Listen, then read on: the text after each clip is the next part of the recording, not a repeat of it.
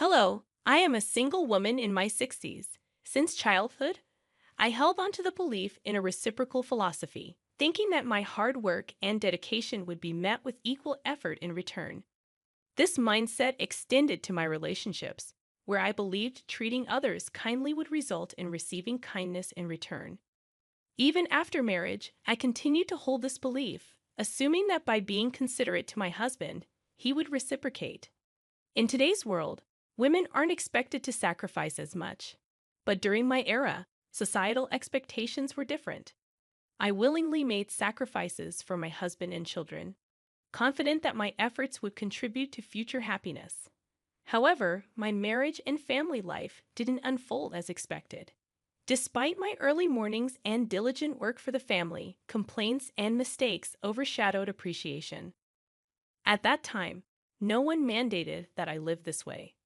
I was an ordinary person who married a coworker 4 years my senior due to societal expectations. Despite the societal norms for married women to quit their jobs, I became a full-time housewife after giving birth to my daughter. I had no regrets. I believed it was a natural course of action for family life. Though my life wasn't glamorous like TV dramas, it felt easy and stable. Around my daughter's ninth grade, tragedy struck when my mother passed away suddenly from a heart attack. While mourning her loss, I discovered my husband's affair. In the midst of my grief, he found joy elsewhere, becoming uncaring and eventually demanding a divorce. Despite my determination to avoid divorce, my husband's behavior became unbearable. Divorce wasn't as socially acceptable back then, and despite an irresponsible and unkind husband, I resisted the idea. Looking back, I realized my naivety, but more was at stake. My daughter, witnessing the turmoil, felt the impact. Despite my refusal to divorce, I found myself in a deeply miserable situation. During a heated argument about our impending divorce, my father unexpectedly visited. Witnessing the distress in our relationship, he offered me a place to live and encouraged me to leave my husband, taking my daughter with me. Having recently lost his wife and observed his daughter in an unhappy marriage, my father convinced me that persisting in such a difficult situation was futile. Feeling the weight of his concern, I yielded to my husband's request for a divorce. In return, my husband provided me with $3,000 in cash. With my father's support, I secured a two-bedroom townhouse to live in with my daughter, starting anew. I anticipated the need to work hard to support my daughter, fearing judgment from society for being a divorced woman with a daughter. This concern was particularly heightened as my daughter entered adolescence. During this challenging period, my daughter expressed typical desires of her age, lamenting the perceived consequences of her parents' divorce. Despite the emotional hurt, I knew I couldn't dwell on them forever, determined to provide for my daughter. I embarked on the journey of seeking stable employment. However, being an older divorced woman with a child made securing a job challenging. Undeterred, I took on multiple part-time and nighttime jobs, even engaging in freelance work at home whenever possible. As time passed, my daughter advanced to her senior year of high school.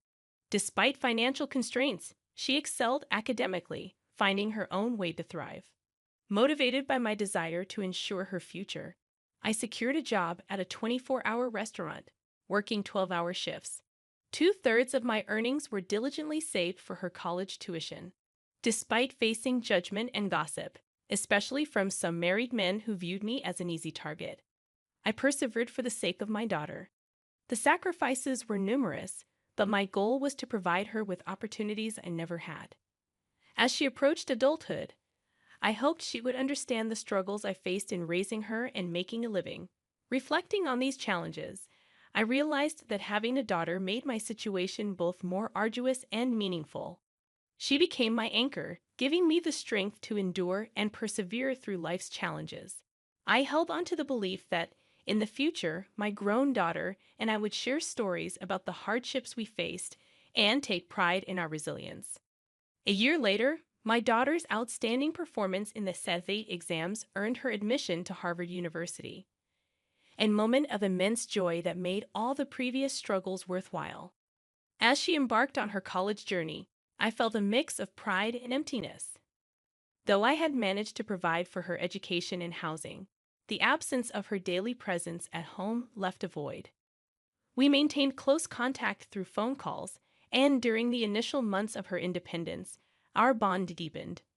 Her newfound affection and connection were a source of comfort, and I cherished our evolving relationship. Despite the challenges, my daughter graduated from college without financial setbacks, fulfilling a dream we had worked hard to achieve.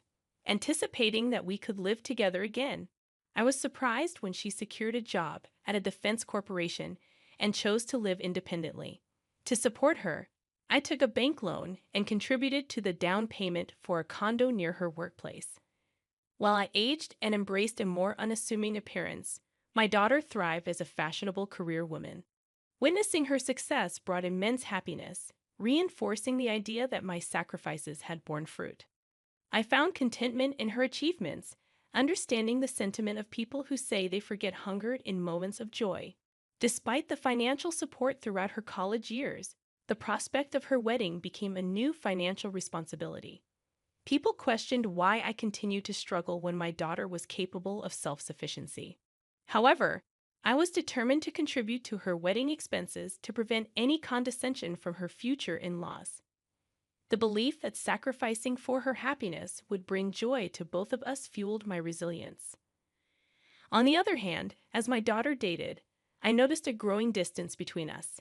Initially hurt, I recognized that her adult life and relationships rightfully took precedence. I patiently waited for her to mature and open up to me, understanding that priorities shift during this phase of life. However, on her 27th birthday, I looked forward to celebrating with her. Yet she made it clear that she had plans with someone named Michael and dismissed any preparations. While she may have intended to convey that I needn't go to any trouble, I couldn't help but feel hurt. It was her birthday, a day that held immense significance for me as the day she was born, and her apparent indifference stung deeply. It was challenging to comprehend why my daughter considered spending money on her birthday a waste, given the tight budget. Despite her intelligence, her understanding of her own mother seemed distant. Despite my hurt feelings, I understood she was my only daughter, and I wanted to see her briefly on her birthday, even if it meant taking a day off work. On that day, I meticulously paid attention to my appearance before going to her workplace. However, what awaited me was an unexpected and emotionally charged encounter in the company lobby. I saw my ex-husband with his mistress, individuals I never wished to see again. Doubting how he found out and came there, I frantically called my daughter, only to be abruptly hung up on as she claimed to be busy with a meeting. Feeling dumbfounded, I turned around, only to hear my daughter happily calling her dad and embracing him with a bright smile. Her boyfriend seemed familiar with my ex-husband and his wife, adding to my fury. In that moment, I felt betrayed, as if the whole world conspired against me. Drained of meaning, I hastily left the scene. Reflecting on that day, I felt the desire to confront my daughter and ex-husband, but an overwhelming urge to escape prevailed. Despite my inner turmoil, I couldn't muster the courage to call my daughter. Unexpectedly, my daughter showed up at home one day, announcing her decision to get married and handing me an invitation card. The surprise turned into shock when I saw the names on the card. Although she was my daughter, I felt an intense urge to throw her out of the house. I questioned how she, my own daughter, could present such an invitation. I confronted her, expressing my hurt at being treated like a guest at her wedding, emphasizing my role as her mother. In response, my daughter apologized, stating she felt she had no choice. Despite her desire to marry Michael, she faced scrutiny from his parents over every detail about her. The situation left me grappling with complex emotions, torn between hurt and the desire to understand my daughter's perspective on her life-changing decision. The revelation from my daughter about her concerns regarding my divorced past and the challenges of being a single mother struck me deeply. She explained that revealing this truth could jeopardize her chances of marrying her boyfriend, as her potential in-laws might disapprove. In the face of this revelation, I couldn't help but express my frustration, reminding her of the sacrifices and struggles I endured to raise her. work at a restaurant, and fund her education. My daughter's response. However, her response stunned me. She dismissed the past, stating that her father and his new partner, the woman who played a role in breaking our family, had already met with her future in-laws. In her perspective, the present was what mattered most, and she prioritized her desire for a comfortable life over the difficulties we faced before. Feeling hurt and regretful, I spoke harshly to her for the first time in my life, expressing my disappointment in her attitude. In turn, she suggested that if I wanted to drop her from my life, I should repay her for the money I spent raising her. This exchange led to a heated argument, and she left my house in anger, proclaiming that we were now strangers. Devastated by the turn of events, I questioned the purpose of saving money for her wedding and felt a deep sadness when I looked at the wedding invitation she had left behind, with a different name printed where mine should have been. 3 years later, I received news that my father, who had been living independently to avoid burdening me, had fallen ill. Sadly, I learned about his condition only after his passing. The realization of being a poor daughter to him hit me hard.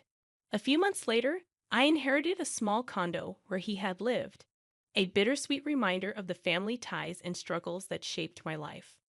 Upon realizing that I had money saved from my daughter's wedding in the savings account, I decided it was time to live for myself, even if it seemed somewhat late in life. I pondered the idea that in today's world, trusting only one child and sacrificing for them might not be the most fulfilling path. It was a realization that I should prioritize my own desires and needs before it became too late for me to enjoy life. As I contemplated this shift in perspective, a real estate broker and close friend from the restaurant where I worked suggested that I consider what I truly wanted to do. Despite societal expectations for women to sacrifice, I felt the desire to break free from that mold and live for myself. I harbored a feeling of regret and sorrow for the sacrifices I made over the years, and I yearned to pursue personal fulfillment. Inspired by my friend, I embarked on studying the real estate business and even delved into auction biddings. With some savings and money from selling my late father's condo, I seized the opportunity to take on a new challenge.